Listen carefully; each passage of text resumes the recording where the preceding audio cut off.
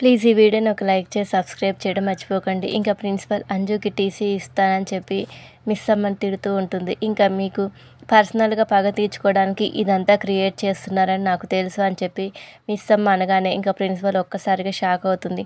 అమ్మో, మొత్తం తెలుసుకుని వచ్చినట్టుంది అని చెప్పి మనసులో అనుకుంటూ ఉంటుంది.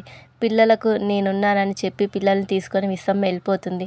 ఇంకా మరోవైపు శ్మశానంలో లాకర్ ఓపెన్ చేస్తున్న మనోహరికి లాకర్ ఇంకా ఓపెన్ కాదు. ఇంతలో మిస్ అమ్మ రాథోడ్ శ్మశానం దగ్గరికి వస్తారు. వాళ్ళని చూసి గౌర మనోహరికి ఫోన్ చేస్తాడు. ఇంకా మనోహరి, ఏంటి గౌర ఇప్పుడు ఫోన్ చేస్తున్నావు అని చెప్పి అంటుంది. నేను తీసుకొస్తానని చెప్పాను కదా, మళ్ళీ ఎందుకు ఫోన్ చేస్తున్నావు?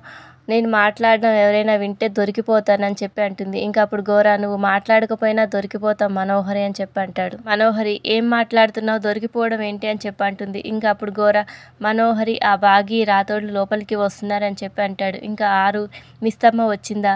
నీకుందే ఇవాళ, నిన్ను ఇక్కడ చూసిన వెంటనే ఆయనకు ఫోన్ చేసి చెప్తుంది. ఆయనకు నీ మీద అనుమానం వస్తుంది, అప్పుడు నీకుంటుంది అని చెప్పి అనుకుంటుంది. ఇంకా అప్పుడు మనోహరి, అబ్బా ఈ టైంలో రావడం ఏంటి అని చెప్పి అనుకుంటుంది. ఇంకా మిస్ అమ్మ రాథోడ్ లాకర్ లోపలికి వేస్తుంటే మనోహరి పక్కకు వెళ్ళి దాక్కుంటుంది. ఇంకా మిస్ అమ్మ రాథోడ్ లోపలికి వచ్చి లాకర్ ఓపెన్ చేసి అస్థికలను చూస్తారు. ఇంకా మిస్ అమ్మ మనోహరి ఈ అస్థికల గురించి ఎందుకు అడిగిందో మనం కనిపెట్టాలి రాథోడ్, ఖచ్చితంగా అదేదో ప్లాన్ చేసి ఉంటుంది అని చెప్పి ఉంటుంది.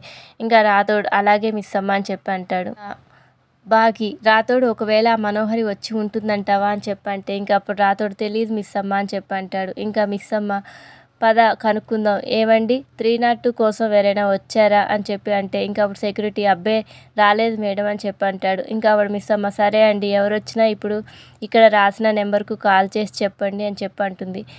ఇంకా మిస్ అమ్మ రాథోడ్ అక్కడి నుంచి వెళ్ళిపోతారు. ఇంకా ఇంతలో లోపలికి వచ్చిన మనోహరి లాకర్ ఓపెన్ చేసి ఆరు అస్థికలు తీసుకొని వెళ్తుంది.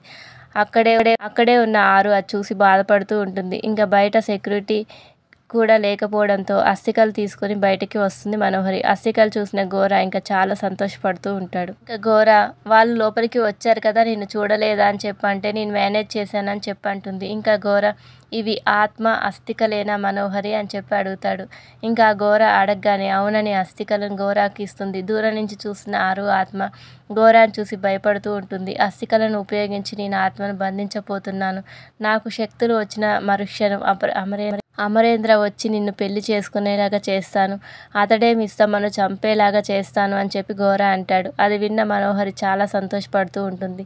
ఆరు బాధపడుతూ ఉంటుంది. ఇంకా విండో దగ్గర నిలబడి ఏదో ఆలోచిస్తూ ఉంటాడు. ఆరు పిల్లల నవ్వులతో అల్లలతో అత్తయ్య మావయ్య వాళ్ళతో ఇల్లు కలకలలాడుతూ ఉండేది.